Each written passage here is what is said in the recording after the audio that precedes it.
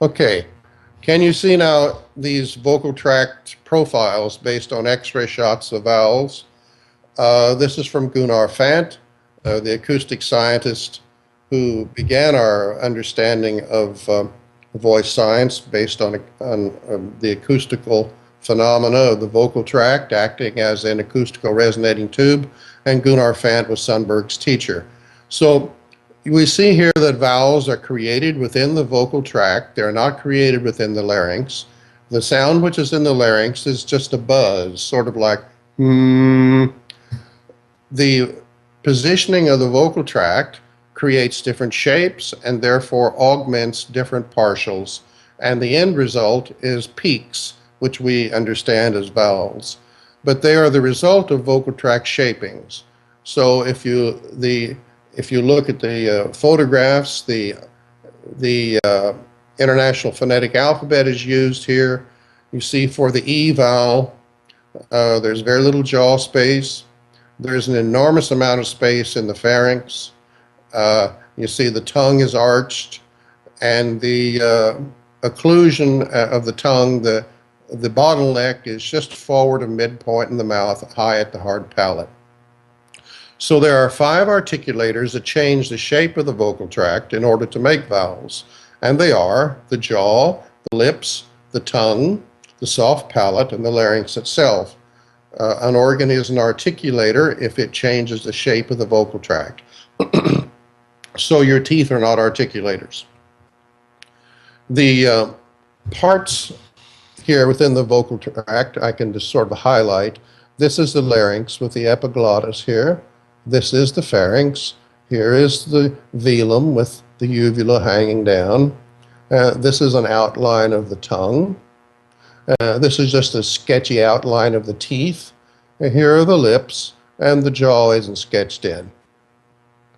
So the interesting thing about the 5 articulators is that they work together as a unit to make a certain configuration. That configuration is called a pure vowel. It's called pure because the configuration does not cause any part of the vocal tract to overwork or malfunction. A vowel is impure if its vocal tract shaping causes any organ within it to overwork or malfunction. So within those 5 articulators, only 2 are under your conscious control, the jaw and the lips. You cannot consciously control the muscles which raise and lower the velum, and if you did have local activity, local control, you would not be able to do it fast enough for even the vowels in one sentence. You certainly cannot control your larynx. The tongue, yes, you can locally control it because it's used for chewing as well as for speech, but you could not control the motions of the tongue that are required to do the different vocal tract shapings, even in one sentence. You would be tongue-tied. Here, for example, is the Sundberg-Lindblom model for tongue motion within vowel production. And you can see that the tongue has to take a variety of different shapes in order to produce these positions associated with the different vowels. These positions are learned in the organism at the process of learning language. So the muscles which control the tongue to produce these are way far underneath the seat of consciousness and cannot be locally controlled. Now, back in an earlier time when Garcia was just inventing the laryngoscope and thought he had made some discoveries, he was also in error about a few things. Garcia was the first voice scientist. Everybody who is the first makes a lot of errors, and he did. He didn't understand, he didn't have this scientific model of the tongue, for one thing. He did not understand how the tongue worked. He thought it was sort of like St. James' unruly member, and therefore he sought to take a spoon and put it into the student's mouth and depress the tongue, maybe even to make a groove in it. and tried to make the student learn to sing in that fashion. He later realized the error of this and got rid of it, but of course, many people continued with that. So you can see from the Sundberg-Lindblom model that the tongue is never flat for any of the positions it takes in vowel production, and its action is highly, highly dynamic, mobile, because it's moving much faster than your conscious awareness. So if we go back here to the vocal tract shapings, these X-ray shots in voice production, we see certain interesting things about the vowels. We see that in every shot, there is some place in the vocal tract where there's a bottleneck. Because of the way the tongue shapes, there's some narrowing at some place in the vocal tract. Wherever there is a narrowing, a bottleneck, an acoustical pressure will build up there and cause a certain vibration at that point. For example, here, on the E vowel, the bottleneck is high at the hard palate, just forward of midpoint in the mouth. And so when you say E, E, E, you feel a vibration right up there at that point. Now, this is what some people euphemistically refer to as placement, but obviously nothing has been placed. You're simply feeling an acoustical pressure at that point, and it does give you a certain information about the whole vocal tract shaping if you interpret it correctly. The voice comes, I should say, sound waves come out from the larynx in concentric circles, like throwing a stone into a pond and watching concentric circles come out from that. And the sound waves fill the vocal tract and fill every nook and cranny. They basically follow the contours of the vocal tract, but it is literally impossible to place sound waves. So a literal concept of placement is very confusing for a singer and also inappropriate. It is impossible to place sound waves. But using this very simple concept of placement as different for each vowel, it can be quite useful to help singers learn to produce pure vowels. So each vowel then would be associated with a particular position of all the 5 articulators, but since they're not consciously controllable, if the jaw and the lips are accurate for the contour, if the jaw and the lips are accurate, the other 3 will follow suit. And that makes it a lot easier because they work as a unit rather than individual. So if you, for example, have a speech defect and don't open your mouth when you speak, then we call that a speech defect, and you can hear the way in which the larynx has to overwork because I'm not opening my mouth. So, in fact, ventriloquists are people who have learned how to compensate without using the jaw or the lips, and they do that by allowing the tone to go into the nose, so the dummy's voice is always nasal, and then the lip movements and jaw movements can be minimal. This, of course, would be an enormous speech defect, but we consider this art from the ventriloquist point of view. So there's a certain jaw space and lip position associated with every vocal tract position which creates a vowel. In order for the student to easily learn that, I've taken the Aggiustamento circle, which Miller has given to us, and simplified it just a little bit. So here it is in a simplified version. You see, using the IPA, from E to A, there's a steady increase of jaw space. Those are euphemistically referred to as the front vowels because their illusion of placement is in the front, in the mouth. The vowels from A to U are shown to have progressively more lip rounding, and we refer to those euphemistically as the back vowels because their illusion of placement is in the back or in the throat. Now, at first, these are not all the vowels. I've just selected major Romance language vowels to get the student to have a sense of the mobility required in vowel production. Vowels are not produced by static positions of the jaw and the lips. There's no one position for the jaw and the lips for singing. And there certainly is no one position for the tongue for the vowels in all the vowels for singing. The tongue is mobile just as it is in speech. The jaw is mobile just as it is in speech. The lips are mobile just as they are in speech. This is at the very heart of the Italian concept of a cantare come si parla. It does not mean that speech vowels sound exactly the same as sung vowels. They are not. And from an empirical standpoint, the sung vowels are said to have chiaro scuro, whereas the spoken vowels don't. From a scientific point of view, we know that the sung vowels are shaded darker in formant values than are the spoken vowels. But what is very similar is, first of all, the intelligibility of the vowels, a cantare come si parla, and also the mobile effect of the jaw and the lips during articulation for the vowels, just the same as in speech.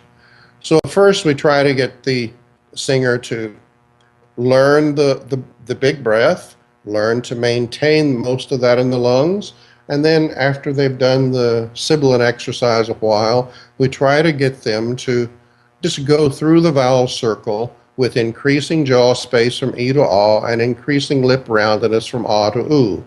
The umlaut U at the top of the circle you can include if you wish. So we usually try to let the student take a hold here of the temporomandibular joint, just to feel that, and allow the jaw to open again to our idiot jaw position. And that's about the position that we're going to end up with for A. So E has very minimal jaw space. If you measure it from lip to lip, you have here. For E, we have minimal jaw space from lip to lip. If we then go around the circle and increase for each vowel till we get to A, then we have E, A, A. The positions for singing are about the same as for loud speech. So were we to sing that, they would be about the same.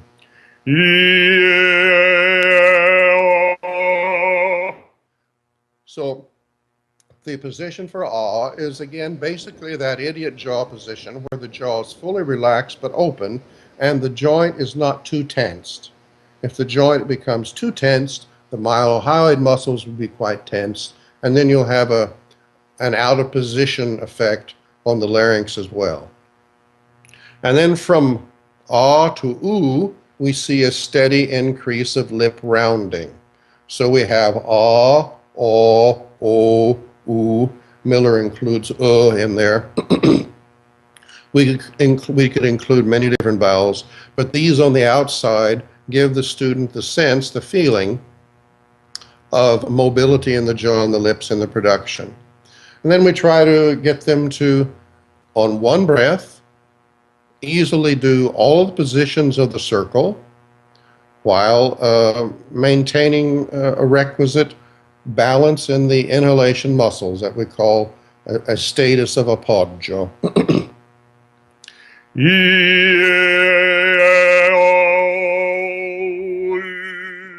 So there we have the whole circle, and the breath used well in all the circle, but we have a variety of spaces in the jaw or the lips to produce them. We then also have a variety of sensations of placement. I've simplified that into this. So E is the most forward and highest. If we move down to A, the placement sensation moves a little further back in the mouth and down. For E, it moves farther back and down. And then for A, we jump over the cliff into the throat. The sensation for ah is way down low in the throat, right above the larynx. And for aw, it's just above that a little bit. For o, above that a little bit. And oo, above that a little bit. These are simple things that most students can feel as they're doing the vowel circle and beginning to get a sense of how the vowels interrelate with one another and have a relationship based upon not only the mental image of the vowel, which is primary, but also the positions of the jaw and the lips.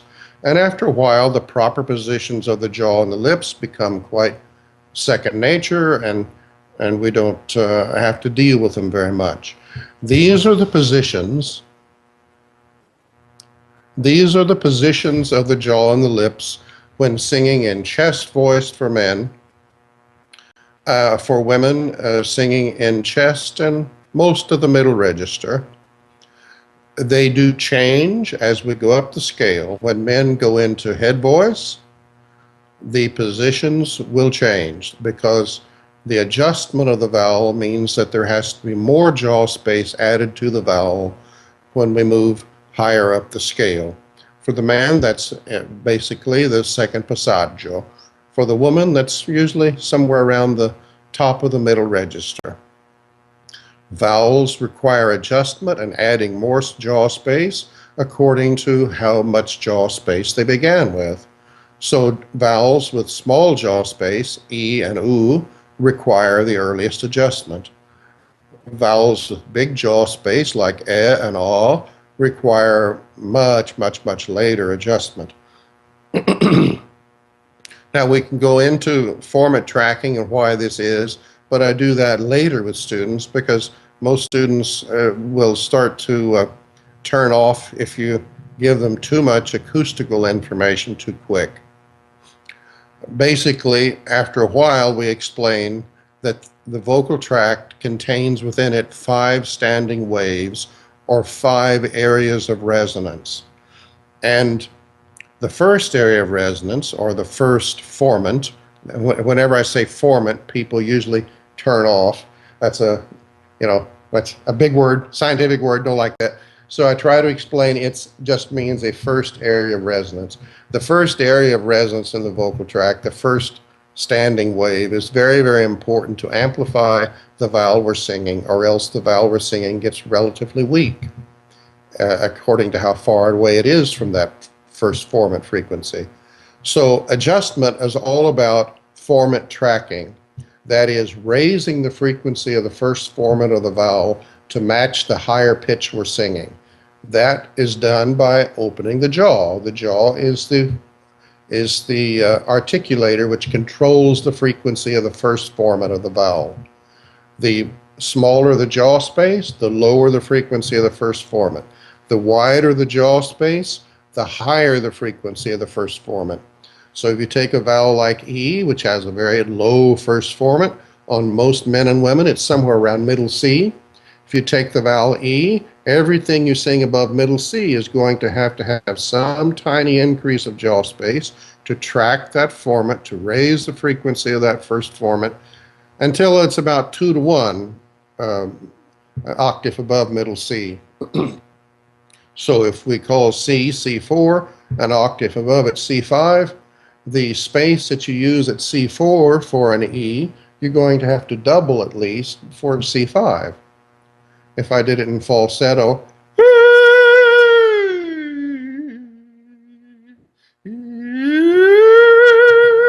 I'm only doing falsetto because it would be very loud if I sang it in head voice. So the process of adjusting the vowels requires more jaw space than what the circle gets.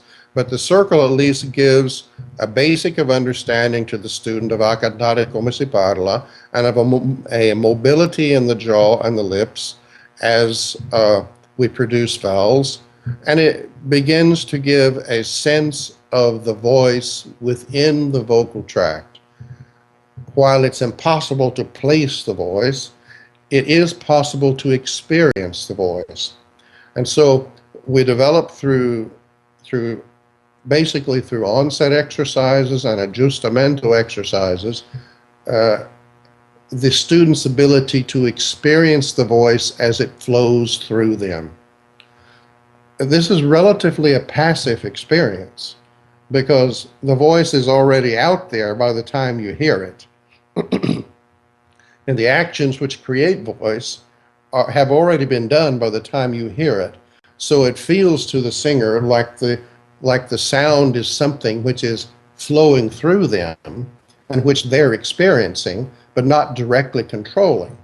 Now, this can be a terrifying experience to some people who are super control freaks. I've seen singers break down and cry because they say, I can't control it. There's nothing I can control. It's not in my control. And you have to, those kind of people have to get over it. You have to enable them to experience at a deeper level that the voice is theirs. It's just that it comes from a different part than your conscious experience of control. Not very different in that regard from speech. So the feeling of the voice coming through the vocal tract gives the singer the ability to know when to adjust the vowel. You cannot be thinking about some static exercise that's, okay, and I'm supposed to adjust the vowel here. Blah, blah. You can't be thinking about that. You have to feel the vowel as it's coming through you, and you have to understand when you have to open the jaw to avoid push or pull, because that's what will happen if you do not adjust the vowel. Either the vowel will get weak, or you will super adduct the vocal cords and apply more air pressure.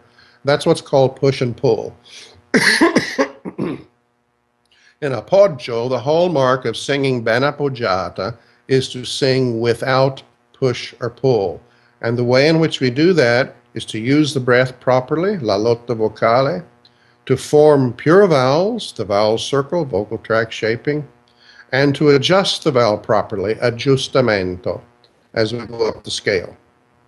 Aggiustamento also means that the vowels, as they're adjusted, begin to migrate. That is, the E vowel, as it adjusts, begins to migrate towards E. Now, it doesn't get there in a hurry, and it's not the same as just deciding to sing another vowel when you get to a certain pitch. You have to feel this. And you want the adjustment to be as small as possible, because again, we're obeying a cantare come si parla. We do not want the vowel to be adjusted so much that we lose it. We don't want to have the vowel, we don't want to have the word feet in the chest voice sound like fit in the head voice. In many cases, that would make a complicated text. So the adjustment which we're talking about never sacrifices the vowel. And there's no reason to think you would even have to do that. Once you begin to practice with the vowel circle through different areas of the voice, then you see that the adjustment that we're talking about always preserves some connection to the original vowel in chest voice, which is close to the spoken vowel, but not quite. It is drifted down towards the darker side of the spoken voice. Now, I'm using my normal speaking voice in this, and therefore there's a lot of wear and tear on the speaking voice. The speaking voice does not have durability. If you're a lecturer in university, as I've been, then you have to use a microphone, or you have to use a different kind of voice production. Some opera singers like to sing their speech, so we use the larynx in the position that it is for singing, and we speak instead through that, and it becomes very grandiose. I'm an opera singer, you see. We don't usually like people who put on airs like that. So that's not the intention of a cantare come si parla. A cantare come si parla means literally the jaw and the lips are mobile in production, and the vowels undergo some adjustamento, but not so much that they are lost. In many other schools of singing, many Nordic schools of singing, vowel adjustment goes towards a schwa. And then we lose all vowel integrity as soon as the men go into head voice and the women go into head voice.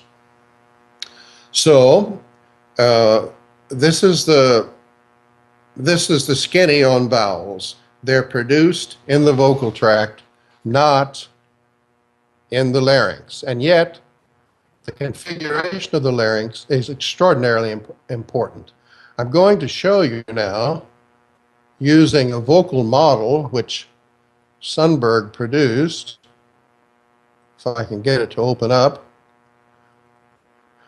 Sundberg and Lindblom produced a vocal model of the vocal tract so that you could see how the buzz of the larynx is fed up through different shapes to create vowels. So here we have we can now literally create the spaces. So let's open the jaw wide. Let's lower the larynx. Okay. And now let's position the tongue in a position that I think should be about ah. Let's have the lips, of course, neutral, neither rounded nor spread. And now then we can listen to the sound that is made by that.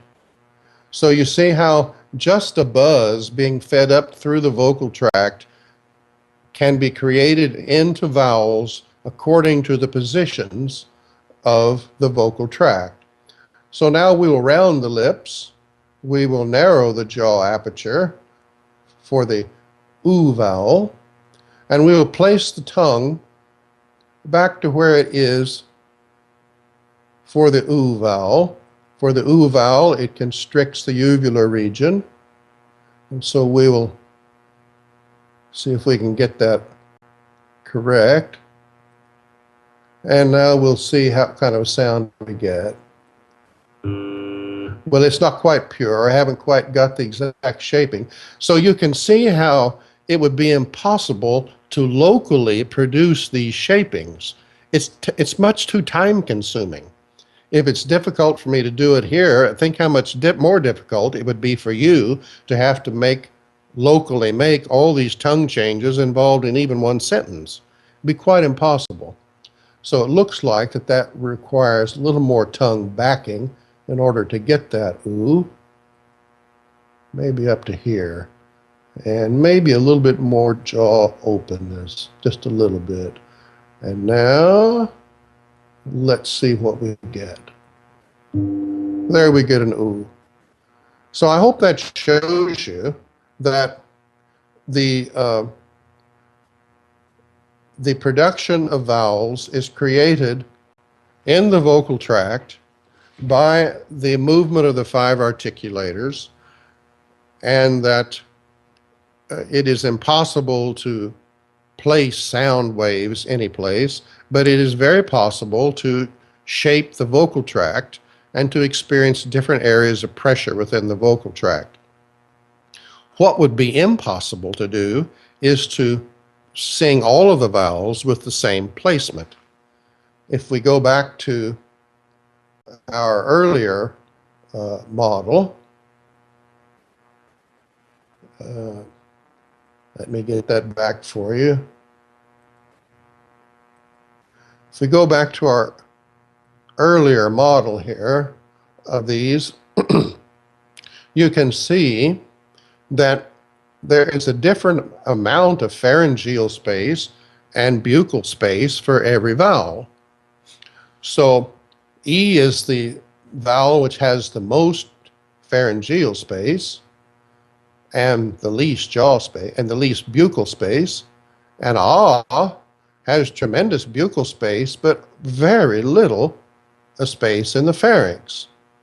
So this is not something that can be changed. All of the vowels have a different configuration, or they wouldn't be different vowels. What we try to do in tuning them has to do with tuning the formants, the standing waves within the vocal tract, so that the singer's formant is strong in all of them. when the larynx is lowered and the laryngeal ventricle is opened so that it is an important resonator body, the fourth formant, the fourth standing wave, the fourth area of resonance in the vocal tract is determined by the volume of the laryngeal ventricle. And what that means is that it can lower that frequency of the fourth formant of the vowel, can lower all the way down to 28 or 2500 or even lower yet. And the fifth formant follows it, lowers it, and the third formant also lowers about 14%. So you have a lowering effect on the fifth, fourth, and third formants, which clusters then an area in the vocal tract. It gives a clustering effect, and the acoustical benefit to the vowel is amazing then. Instead of yeah, we get Yeah. so the acoustical change in all the vowels is accomplished by maintaining a strong singer's formant in all of them, not by any attempt to make them all the same in vocal tract shaping, which would be utterly impossible. So with that, and then with the continuity of onset exercise as the singer progresses, to be able to feel the voice coming through him as an effect, as an event. My teacher, Jerome Hines, used to say that his teacher, Sam Margulis, tried to tell him to experience the voice as a column or as coming through a pipe, an open pipe. And so if that's the case, then in the analogy, the vocal tract is the pipe, and its openness is the correct shaping of the vocal tract. And indeed, singers can get that sensation of that the voice is coming through an open pipe if the jaw and the lips are accurate, if the muscles of inhalation retain their contraction through the breathing cycle. All of these things are quite possible to give a variety of images, and singers have a great many variety of images which are personal but cannot necessarily be passed on to in teaching to every person. For example, Richard Miller told me that as a young teacher, when he first saw the scientific data that indicated that the sinuses did not contribute any resonance significantly to the singing voice, he said he at first couldn't believe it, because in his own teaching, or rather in his own singing, he was a high lyric tenor, he had so many vibrations in the head that he just assumed that they were adding to the tone. It took him a while to delve into voice science, and finally he had to admit that the sinuses do not add anything significantly to the tone that comes out of the mouth, even though the singer is feeling vibrations in the head. They're very small vibrations acoustically. But so singers have a variety of sensations which they must not be denied to have, but they don't necessarily have a direct impact or correlate to something which can be passed on from student to student. Caruso reportedly had feelings in his legs during high notes. Don't ask me what that was about. I have no clue, not a clue. He did say that he placed his high notes down low at the nape of the neck, and that might sound extraordinarily strange to you, except if you realize that in head voice, the larynx shifts down and back towards the backbone with a big tilt of the thyroid cartilage, and therefore vibrations from the larynx are transmitted greatly to the backbone, and therefore up to the back of the neck and to the back of the head. That is a possibility for why he had that experience. But we cannot teach directly by these empirical experiences, and so we try to use the facts of the voice plus the experience of singing to make it into a holistic experience, which hopefully will enable the student to connect with his own cerebral cortical systems that control singing in the right temporal lobe. Okay, so here we have the speech articulation model by Sundberg and Lindblom, and it's going to show the singer how the sound in the larynx is just a buzz, but feeding that buzz up through different shapes of the vocal tract will create vowels for us. Now we have to manually control all the apertures. So here, let's open the jaw wide as we would expect for an ah vowel. Let's lower the larynx. Let's lower it as far as it goes here. Let's keep the lips neutral because they would be for the ah. And now let's shape the tongue about the position we would expect for an ah. Notice that the tongue is not flat. There is no position in tongue shaping for any vowel in which it is flat. And now up here we can process and see what kind of a sound we get. Well, it's close to an ah. We might have it shaped a little bit incorrectly. Let's flatten it out a little bit more like that. We still have quite a hump. Oh, now we've darkened it too much, so we get virtually O. Let's try that position. And there we have our ah. Now, if it takes me this long a time to do this locally by using the mouse, imagine how impractical it would be for you to locally control your tongue on any given phrase. It would be impossible. There would be no singing. Singing developed as a balanced system of the tripartite organ, and it is impossible to locally control any significant part of the organ. You can locally control, consciously control jaw and lip space, and lip roundedness rather, but that's about it. So let's shape it now for an oo vowel. We want the lips to be rounded, and of course the jaw space is going to be very small, maybe a little bit bigger than that. And the tongue for an oo vowel constricts the velar area, sort of like that. Let's process it and see what kind of vowel I've made. There's a very deep oo vowel. So just with this simple but beautiful model, it shows you how we shape the vocal tract by changing the parameters of the 5 articulators, and how the result coming out of the mouth is a vowel as opposed to simply a buzz. And that is a very convincing model for many people when you use it in conjunction with the adjustamento circle, the vowel circle, and all the other exercise. Thank you.